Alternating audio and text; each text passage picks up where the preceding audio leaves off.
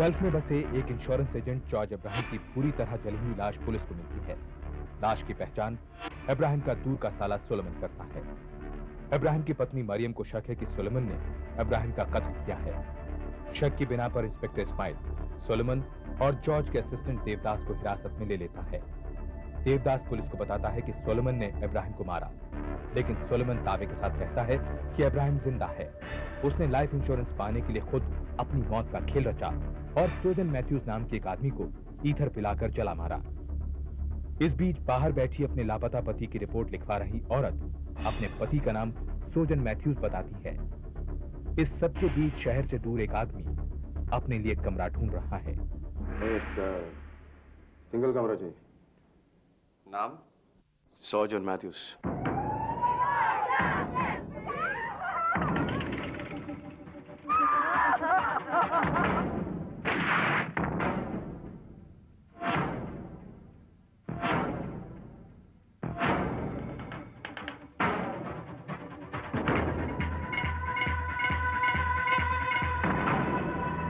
ऊपर जाके लेफ्ट में आखिरी कमरा राजी का था। पेपर में पढ़ा एलसी के पास वाला एक्सीडेंट बहुत कंफ्यूजन है। कहते वो एक्सीडेंट नहीं था, मर्डर था। कोई दूसरा मर गया, वो जिंदा है। कुछ इंश्योरेंस का मामला है। क्या आप बता सकते हैं कि 24 तारीख को सोजन मैथ्यूज ने आपको कहां से फोन किया था? साहब, किसी बस स्टॉप से किया होगा। या पता नहीं साहब कहां से। सुना है गायब होना उसकी पुरानी आदत है। पहले ऑलवेज हमें फोन करता था साहब, हमको बता के जाता था। पर वो इस तरह से गायब क्यों होता रहता है? साहब, हमने उसको बहुत समझाया। हमने उसको बोला कि फिल्म का चक्कर छोड़े। उससे बहुत लोगों का पैसा उधारी था साहब। अब कर्जदार उसको तंग करता था तो वो गायब हो गया साहब। किसी जॉर्ज अब्राहम से कभी पैसा उधार लिया है? मैंने हम किसी जॉर्ज अब्राहम को नहीं जानता है। एक रिपोर्ट लिखवानी है। आप जॉर्ज अब्राहम? मेरे पति, मैं मरियम। पंजाब, हमारे हस्बैंड का क्या होगा साहब? एक मिनट। सोलोमन ने मेरे हस्बैंड का बुलाया है। एफआईआर दर्ज करवाना है। पंजाब, हम इधर कब तक वेट करेगा साहब? सुबह से बैठे हैं। आप थोड़ी देर और रुकिए प्लीज। लेकिन सोलोमन तो कहता है कि जॉर्ज अभी जिंदा है और ये सारा ड्रामा उसी ने क्रिएट किया है और आप भी उस ड्रामे का एक कैरेक्टर हैं। आप सोलोमन का विश्वास कैसे कर सकते हैं? बचने के लिए वो कोई भी कहानी बना सकता है। पहले उसने अब्राहम सर के प्लान का फायदा उठाया और अब मैंने तो अब्राहम सर से पहले ही कहा था कि यह प्लान ठीक नहीं है। फिर भी तूने उसका साथ लिया, सोजन को मार डाला। मैंने सोजन को नहीं मारा। मैं तो गाड़ी में आगे बैठा हुआ था अब्राहम सर के साथ। सोलोमन पीछे बैठा था। सोजन भी उसी के साथ बैठ गया। उसी ने सोजन को ड्रिंक पिलाया, उसी ने सोजन को मारा। उसके बाद हम लाश को अब्राहम सर के घर ले गए।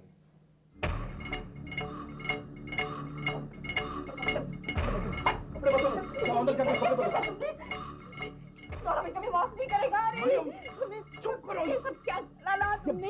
ये लेक्चरबाजी का टाइम नहीं है। मैं किसी तरह बोलती रहेगी। कैसे करेंगे? क्या करा? हमारा बेटा आउट हो चुका है।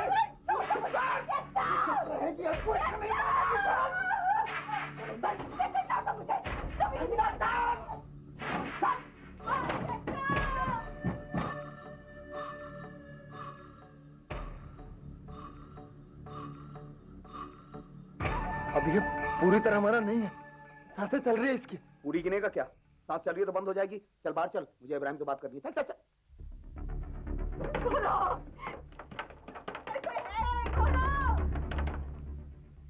हम लोगों ने बराबर का खतरा उठाया है, इसलिए हिस्सा भी बराबर बराबर होना चाहिए।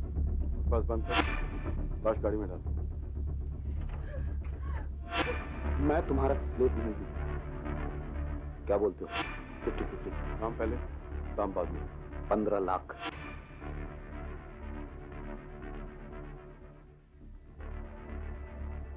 मरियम,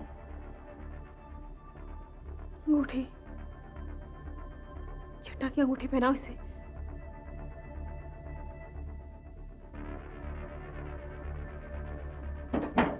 मरियम, अब हम कुछ दिनों के लिए मिलेंगे नहीं। तुम्हें मालूम है ना तुम्हें क्या करना है? वो इंश्योरेंस पेपर साइन करके क्लेम फाइल कर देना और वो चिट्ठी अबू धाबी मिस्टर डिसो को भेज देना। चिट्ठू मत जाओ प्लीज। मेरा दिल कहता है मत जाओ। मरियम, मरियम हिम्मत रखो, कुछ दिनों की तो बात है। अगर कुछ प्रॉब्लम हुआ तो मेरे वकील नायर से मिल लेना। वो दोनों कर लेंगे ना बाकी का काम। सुलेमान को मैं ट्रस्ट नहीं करती। ट्रस्ट नहीं करती इसलिए तो मुझे जाना जरूरी है। तो क्या सोचा तुमने? 2 लाख।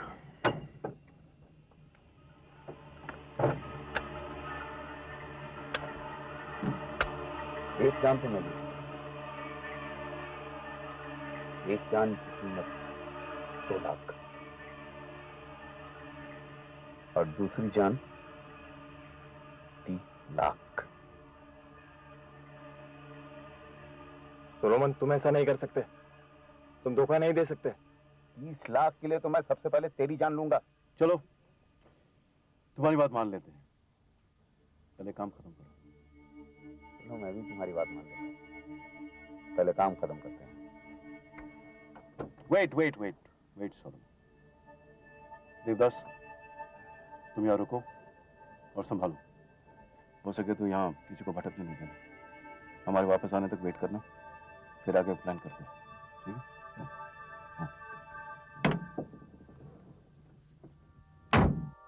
एक विस्की हो जाए। इतना अंधेरा था कि मुझे दूर जलती आग के सिवा कुछ नजर नहीं आया। मैं वहीं वेट करता रहा, लेकिन कोई वापस नहीं लौटा। मैं बहुत थक गया था, डर भी लग रहा था। वापस इब्राहिम सर के घर लौटा तो देखा सोलोमन वहां पहले से पहुंचा हुआ है और इब्राहिम सर नहीं। मैंने देखा सोलोमन के हाथ बुरी तरह से जले हुए हैं। उसने मुझे बताया कि उसने इब्राहिम सर को मार डाला है और मुझे भी मार डालेगा अगर मैंने किसी से कुछ कहा तो। उसने कहा इंश्योरेंस के कागज में से मुझे कोई पैसा नहीं मिलेगा। उसने मरियम मैडम से इंश्योरेंस के कागज पर साइन कराने की बहुत कोशिश की, लेकिन मरियम मैडम नहीं मानी। मरियम मैडम को विश्वास था कि इब्राहिम सर उसे जरूर कांटेक्ट करेगा। वो लाश इब्राहिम की थी और सोजन? मालूम नहीं, यह हो सकता है सोजन अभी जिंदा हो। इंस्पेक्टर इस्माइल की उलझन बढ़ती जा रही थी। अब उसके सामने एक ही रास्ता था। पहचान के लिए उसने लाश को निकालने का फैसला किया। साथ ही उसने देवदास, सोलोमन और मरियम को साजिश और कत्ल के जुर्म में हिरासत में ले लिया। निकाली गई लाश पर से उसे एक अंगूठी मिली। लेकिन पहले आपसे और क्या बात? साहब सोजन का है साहब। आप बैठिए प्लीज बैठिए। सोजन का है। देखिए आप पानी पीजिए। एक बैड न्यूज है। देखिए शायद सोजन मर चुका है या उसको किसी ने मार दिया है।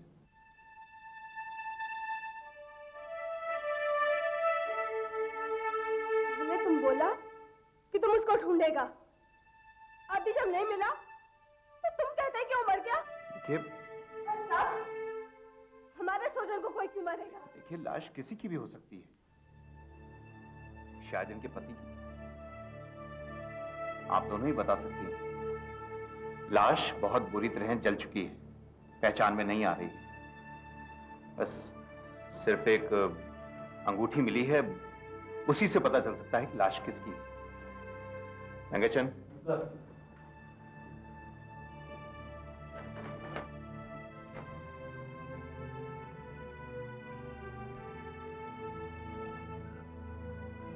ये अंगूठी किसकी है?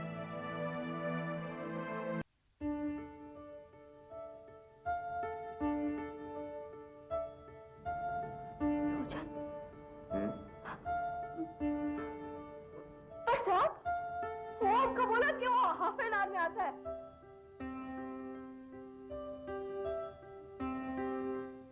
ये अंगूठी किसकी है?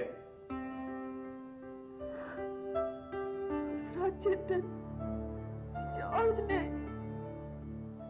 आदमी से अंगूठी बदल ली थी। अगेन जॉर्ज, ये बार-बार जॉर्ज का आता है। मैन, हमको नहीं पता ये जॉर्ज कौन है। हमको बताओ, हमारा सोचन का है साहब। एनी को अभी भी विश्वास था कि उसका सोजन जिंदा है। लाश को एक बार फिर दफनाया गया, लेकिन अब उसकी कब्र बेनाम थी। केरला पुलिस ने मरियम, सोलोमन और देवदास के खिलाफ मर्डर का केस दर्ज किया और अब उन्हें जुडिशियल कस्टडी में ले लिया। इधर मरियम ने जॉर्ज के वकील नायर को कांटेक्ट किया, तो उधर सोलोमन ने मरियम और देवदास से एक बार मिलने की स्पेशल परमिशन मांगी।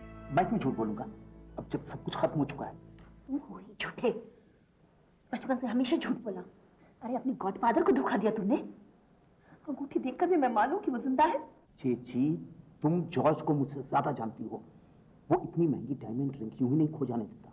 उसने वो अंगूठी वापस ले ली थी। झूठ, फिर झूठ। तुमने खुद मुझे उस रात कहा था कि जॉर्ज मर गया है। और मुझसे भी। यार सोलोमन, अब ये खेल खेलना बंद करो। तो खेल मैं पहले खेलना चाहता था। मैंने सोचा था कि इंश्योरेंस का पैसा मिलते ही मैं चेची को मार डालूंगा। उसके बाद फिर ये सारी प्रॉपर्टी, सारा पैसा, सब कुछ मेरा होगा। तुम्हें जीसस कभी माफ नहीं करेगा। बस बस बस, आपस में लड़ोगे तो सब मरोगे। अरे यहां से बच निकले तो सारी जिंदगी पड़ी है झगड़ा करने के लिए। देवदास, तुम्हें कैसे पता चला कि सोलोमन ने इब्राहिम को ही जलाया? उस रात बहुत अंधेरा था। कुछ दिन वेट करो, जॉर्ज हमसे कांटेक्ट करेगा। तुम चुप करो। मुझे पूरा विश्वास है। अदालत विश्वास नहीं, सबूत मांगती है, और हमें तो अभी इस सबूत को भी साबित करना है कि लाश किसकी है। सोचन की है। मुझे मालूम है वो चट्टा की लाश है। कहीं ऐसा तो नहीं कि तुम चट्टा के कहने पे ये सब कर रही हो? अगर तुमने मुझे डबल क्रॉस किया तो? Double cross? डबल क्रॉस तो तुमने किया है। तुमने चट्टा को मारा है। एक मिनट, अगर दोनों में से कोई भी मरा ना हो तो फिर लाश किसकी? एग्जैक्टली।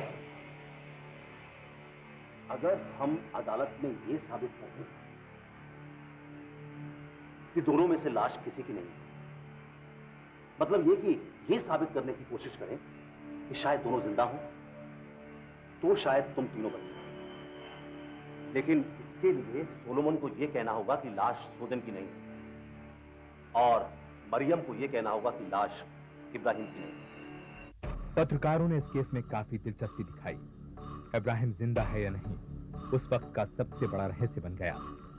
इस बीच मामला सेशंस कोर्ट पहुंचा, जहां यह बड़ी आसानी से साबित हो गया कि इब्राहिम ने यह मौत का खेल रचा था।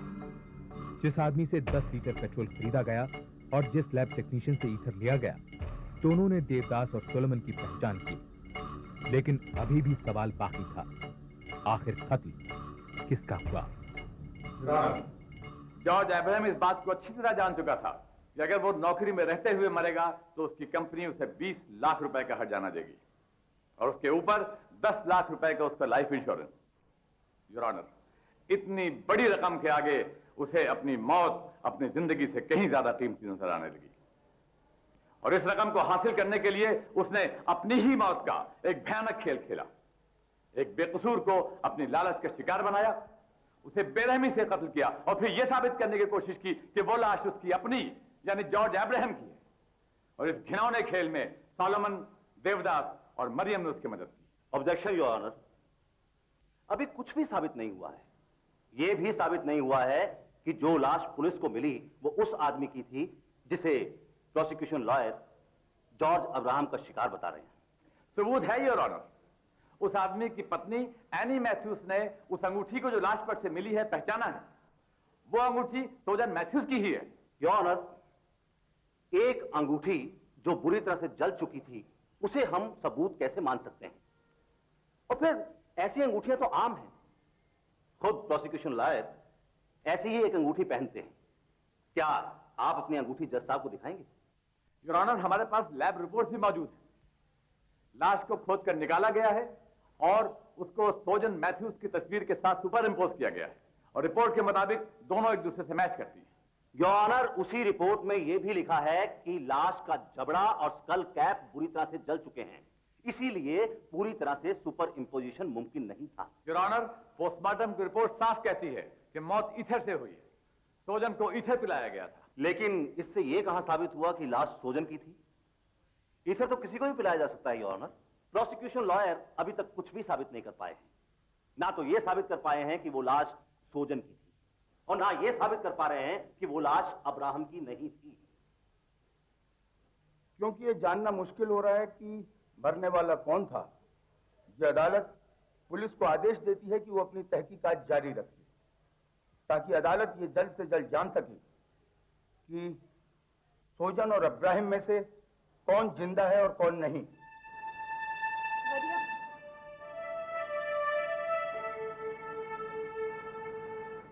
सॉरी, तुम्हारा हस्बैंड जिंदा है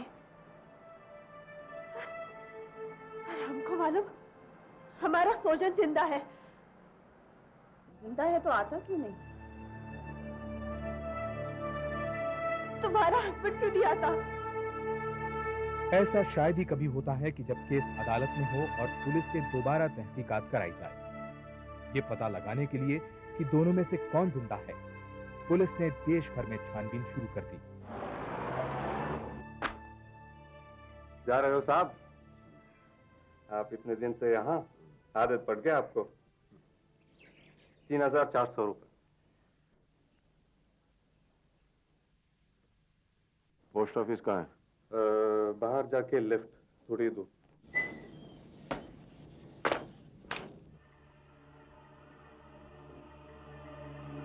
तुम यहाँ के मैनेजर हो? हाँ। इन दोनों में से किसी को पहचानते हो?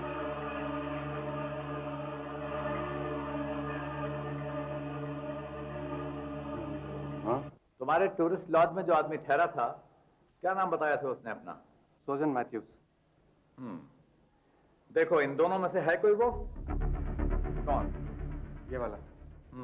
योर ऑनर, अब इस बात में शक की कोई गुंजाइश नहीं है कि जॉर्ज एब्राहम जिंदा है और सोजन मैथ्यूज मर चुका है, और उसे एब्राहम, सॉलोमन और देवदास ने बहुत बेदर्दी से कत्ल किया, और इस संगीन जुर्म में मरियम ने उसका साथ दिया। योर ऑनर, इससे सिर्फ यह साबित होता है कि अब्राहम जिंदा है। यह साबित अभी तक नहीं हुआ कि सोजन मर चुका है। आईपीसी की धारा 302 के मुताबिक कत्ल के केस में ये जरूरी नहीं है कि मरे हुए इंसान की शिनाख्त, जरूरत इस बात की है कि जुर्म साबित है। अदालत का यह मानना है कि सोलोमन और देवदास ने कत्ल जैसा संगीन जुर्म किया, लिहाजा ये अदालत उन दोनों को उम्र कैद की सजा दी। मरियम का हाथ इस जुर्म में साबित नहीं हुआ, लिहाजा ये अदालत उसे बरी कर। जब भी जॉर्ज इब्राहिम पकड़ा जाएगा, उसके खिलाफ नए सिरे से कार्रवाई शुरू की।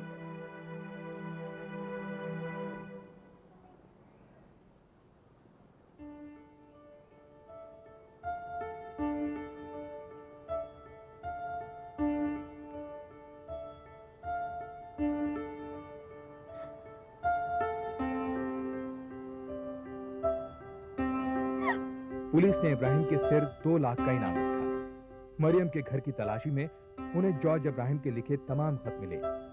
इन खतों से पता चला कि पिछले 1 साल से जॉर्ज इब्राहिम एलएपी में ही था, जबकि पुलिस उसे देश भर में तलाश कर रही थी। Hello Krishna Nair. George Abraham. Ibrahim? अरे कहाँ हो तुम? बॉम्बे में। इब्राहिम, तुम्हें पता है तुम्हारे सर पर 2 लाख का रिवॉर्ड है, और देवदास और सोलोमन। वो छोड़ो नायर, अगर मैं अपने आप को सरेंडर कर दूं तो क्या तुम मुझे बचा पाओगे? Just give me half an hour. एक काम करो, तुम मुझे आधे घंटे में फोन करो।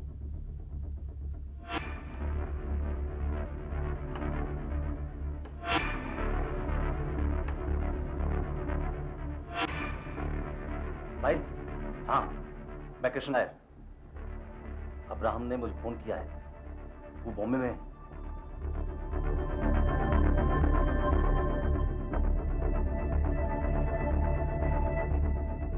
इब्राहिम जैसे दिखने वाले और इब्राहिम नाम के काफी लोगों को पकड़ा गया, लेकिन जॉर्ज इब्राहिम को कभी नहीं। कहा जाता है कि असली जॉर्ज इब्राहिम को एक बार किसी और सिलसिले में पकड़ा, लेकिन छोड़ दिया क्योंकि वो पहचाना नहीं गया। आज भारत के हर नागरिक को जॉर्ज इब्राहिम को गिरफ्तार करने का हक है।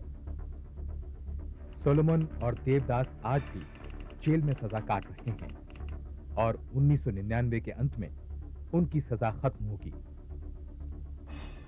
मरियम इसके बाद वापस अबू धाबी चली गई। कहा जाता है कि इब्राहिम आज भी उससे संपर्क करता है।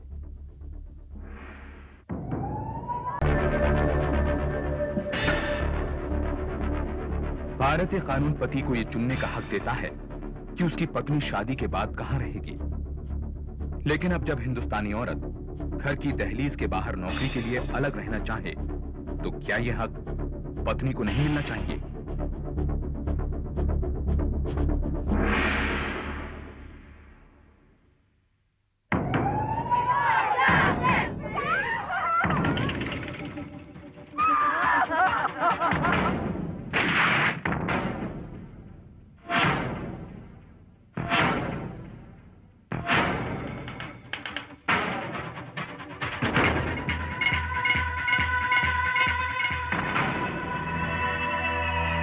तीरथ, बीजी नहीं रही।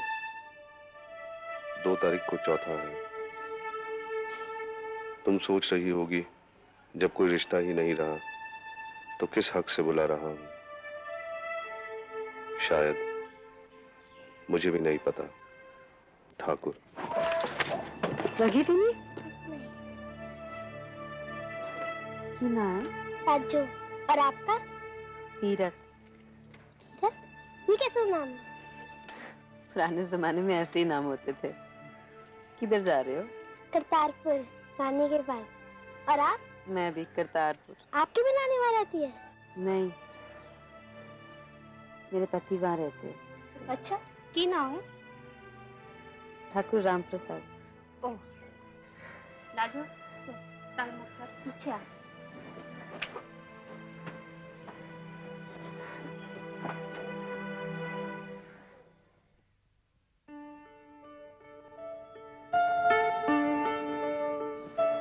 रानी, बाबूजी लस्सी वास्ते बर्फ ले आए हैं? दीदी, एक दिन तो काम की फिक्र छोड़ के अपनी फिक्र कर लिया कर।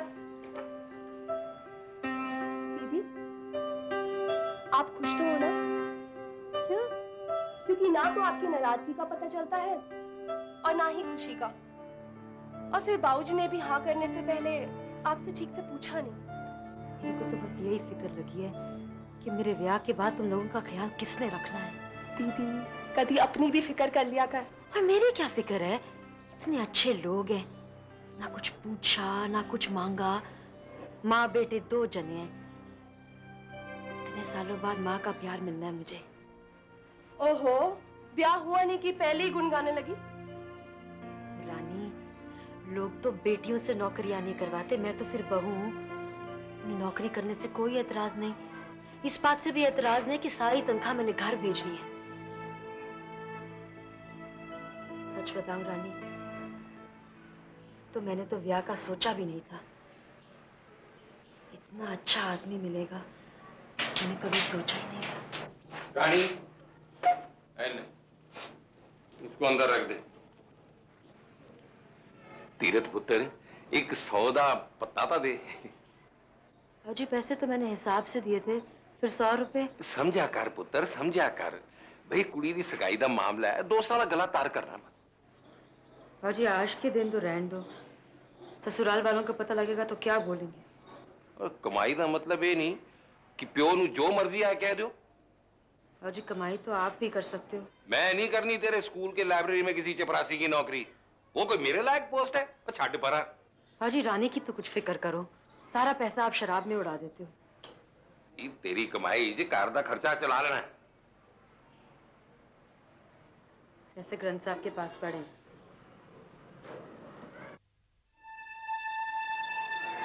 आनंदपुर साहब के एक सरकारी स्कूल में टीचर तीरथ चंद की तनख्वाह पर पूरा परिवार चलता था।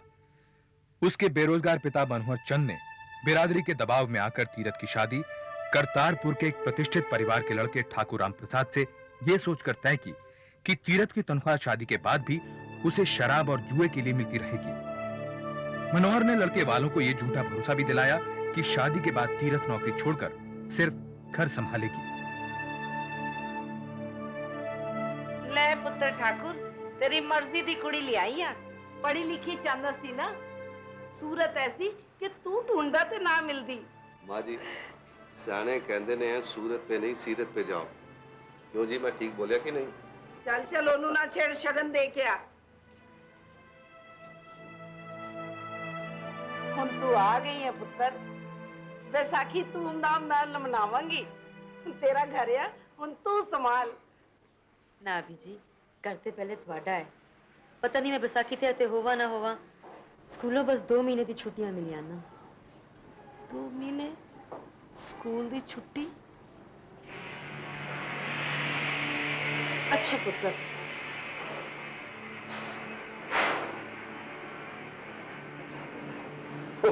संतोष बहन जी, इंतजाम इसको एक कमी तो नहीं रहेगी? वो सब तो ठीक है, पर एक गल करनी सी। पूछो ना पूछो। और तुसी कह रहे सी कि ब्याह दे बाद नू नौकरी छड़ देगी, पर वो कोई 2 महीने दी छुट्टी दी गल कर रही थी। ओहो, 2 महीने दी होए या 5 महीने दी छुट्टी होए, की फर्क पैंदा है जदों उन्हें नौकरी तो छड़ ही देनी है। संतोष बहन जी, तुसी बिल्कुल फिक्र ना करो।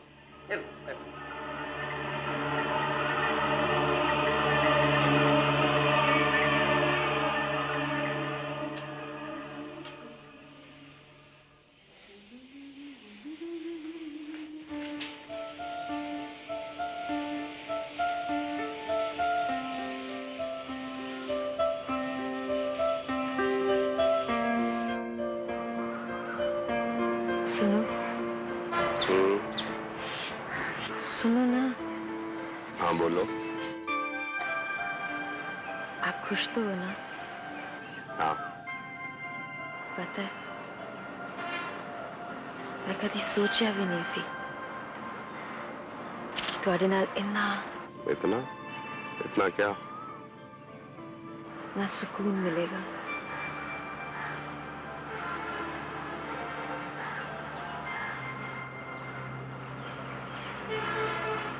रानी पैदा हुई तो माँ गुजर गई।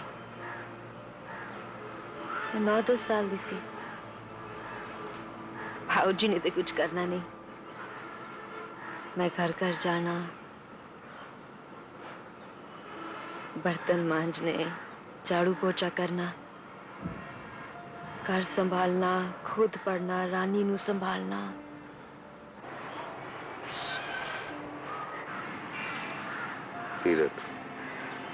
तब मैं सोच लिया किसी के आगे हाथ नहीं फैलाना, कमजोर नहीं बनना।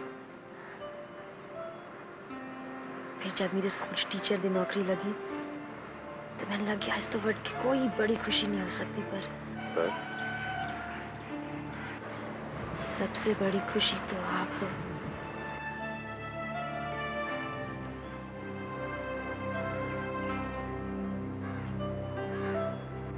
जी, मैं 30 साल बहुत खुश हूँ। लोग जो कहें कह दो, की फर्क पैंदा है? मैनू पैंदा है। नू तो नौकरी करवाएगा, पिंड विच नक कट जाएगी। सब कहते ने शराबी बाप कुड़ी दी कमाई खांदा है, वो कितना नौकरी छड़ देगी। तुसी कुछ ना करो, मैं सब संभाल लूंगा। ओ पुत्र की संभाल लेगा? पिछली फसल ते बर्बाद हो गई।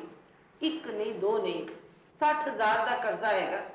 तू घर चलाएगा कि कर्जा चुकाएगा, या फिर उधर शराबी बाप का खर्चा उठाएगा? जी बहुत हो चुका।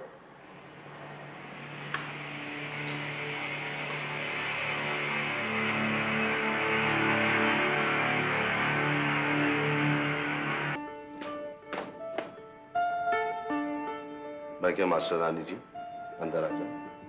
जी? हाँ जी, ये मजाक नहीं है। तो सीधे मास्टर रानी हो, बिना पूछे अंदर आ गया था बोलना ठाकुर राम प्रसाद कान पकड़ो। लो जी, कान पकड़ लेता। मैंने तो आपको क्लास के अंदर ही नहीं आने देना है जी। तो फिर क्लास से बाहर निकाल देना, मगर दिल से मत निकालना जी। पता ही लोकी की कहंदे ने, साडा मखौल बनांदे ने। कहंदे ने जनानी ते दूसरे शहर नौकरी कर दिया ते घर वाला इत्थे रहिंदा आ। मां लोगा दी गल छड़, मैं 30 साल गल कीती है, वो अनंतपुर से करतारपुर ट्रांसफर करा लेगी। बस 2-4 महीने की गल है। रहन दे पुत्र रहन दे। जदों ब्याह होया सी ते प्यो कहंदा सी कि 6 महीने च नौकरी छड़ देगी। हुण कुड़ी कह रही है 6 महीने से ट्रांसफर करा लेगी। मेरे ते कान पक गए ने पिंड दी जनानियां दी गल सुन सुन के। जी मैं ट्रांसफर दी अर्जी दे देती है। बस हुन तू ते रहन दे।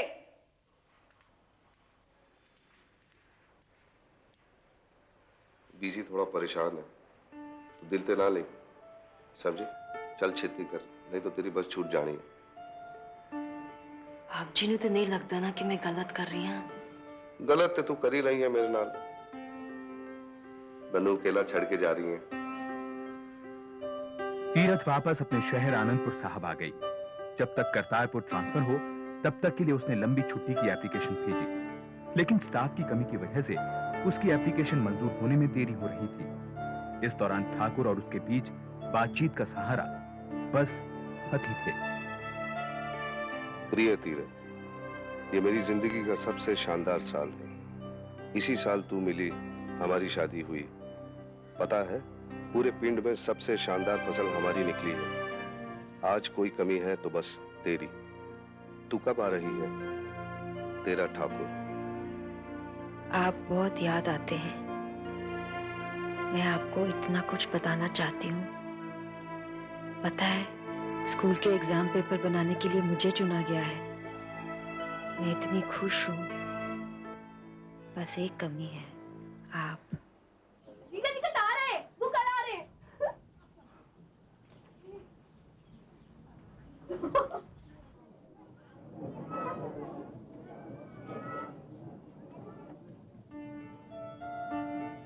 दीदी, दीदी निकल गए हैं।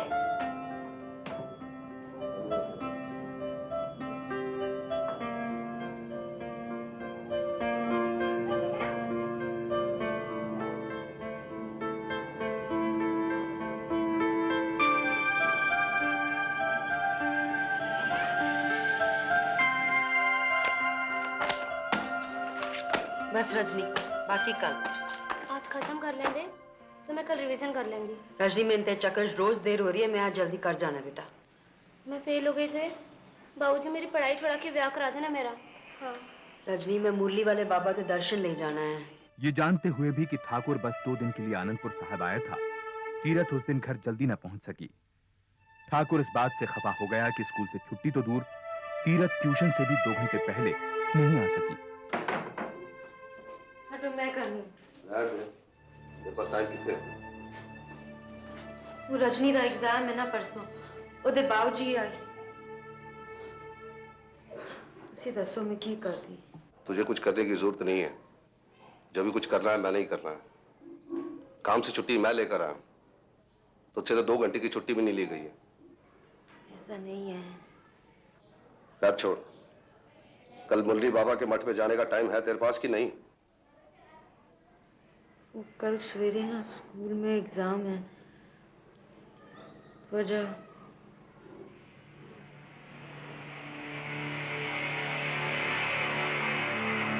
ठीक है, कल सुबह की बस से मैं वापस जा रहा हूँ। अगर तू मिलना चाहे तो तू छुट्टी लेना, तू ही आना, और मैं दोबारा इस जगह नहीं आना। आप तो कल शाम को जा रहे थे।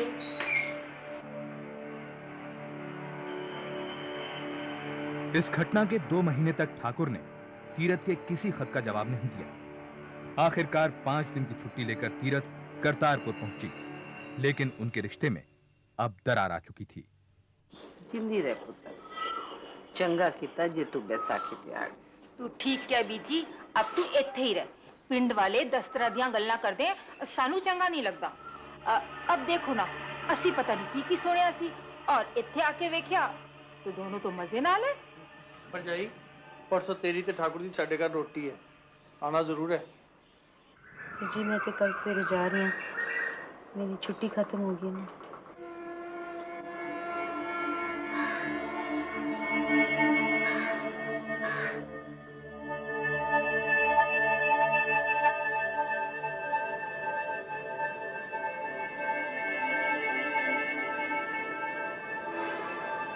की गल है, तुसी इन्ने चुप क्यों?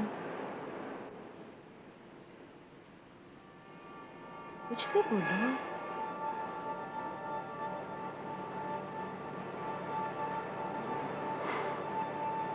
मैं की बोला? तू छोड़ दी है जो मैं कुछ गल करा।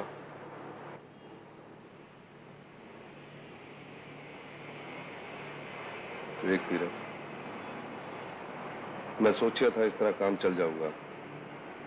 तू अनंतपुर थे और मैं थे, मगर पिंड वाले कहते ने कि ठाकुर मर्द नहीं है, वरना उसकी जनानी इन्नी दूर क्यों रही। हुण बहुत हो चुका है, अब ये नौकरी तू छड़ दे। घर दा किराया, रानी दी पढ़ाई, बाऊजी, मेरी तनख्वाह बगैर है गुजारा नहीं चलना है। बस और थोड़े दिन निकालने, फिर मेरा ट्रांसफर हो जाना है। ट्रांसफर ते तद होगा जब तू कोशिश करेगी। तो कोशिश तो मैं कर रही हूं ना जी।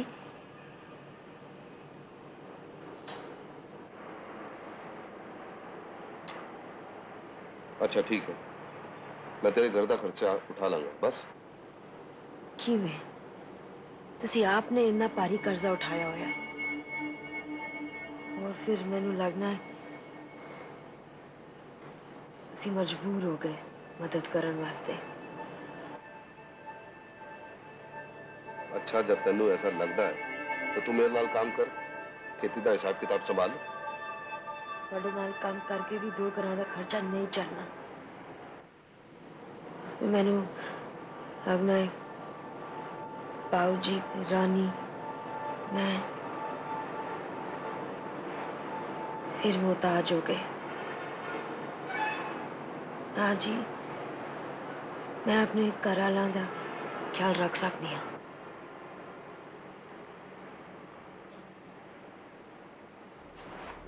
ठीक क्या तू ਉਹਨਾਂ ਦਾ ख्याल रख सकती है, अपना ख्याल रख सकती है, तो मेरे नाल ब्याह करने की जरूरत की सीगी? मैंने ब्याह किया है बीवी पाउण वास्ते, समझी? मैं हूं ना। 3 महीने बाद 3 दिन वास्ते। और दस, अब तू फैसला कर, नौकरी या मैं? बोल। ठीक है, जा मर।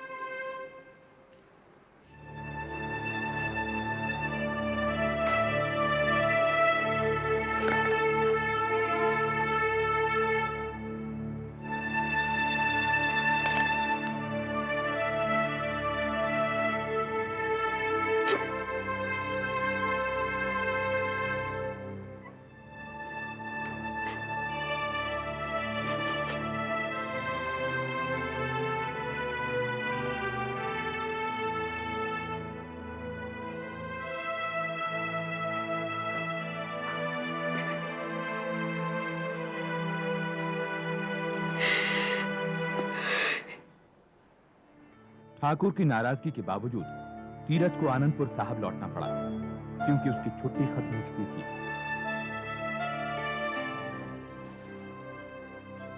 बाबूजी, आज स्कूल से आने में देरी हो जाएगी, रोटी बना दी मैंने। पुत्र, ठाकुर की कोई खबर?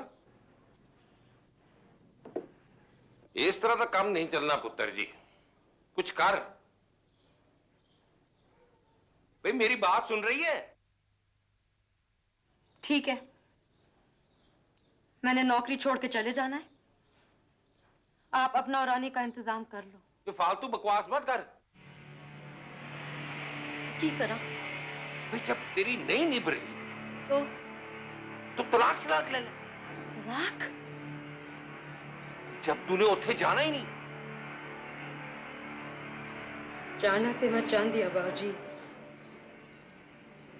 लेकिन जब उन्होंने घर से निकाला है, वही लेने आएंगे। तेरी जिद में तेरी जिंदगी बर्बाद हो जानी। उसने लेने आने होता तो कब का आ गया तो तुझे लेने वाला।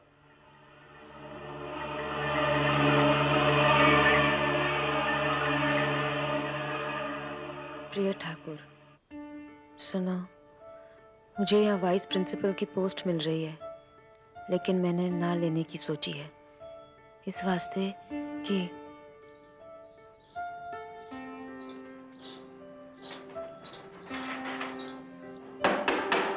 पोस्टमैन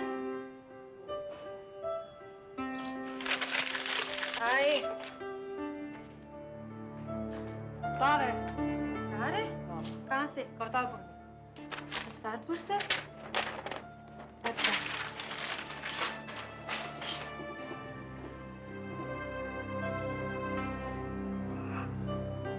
हाय रब्बा।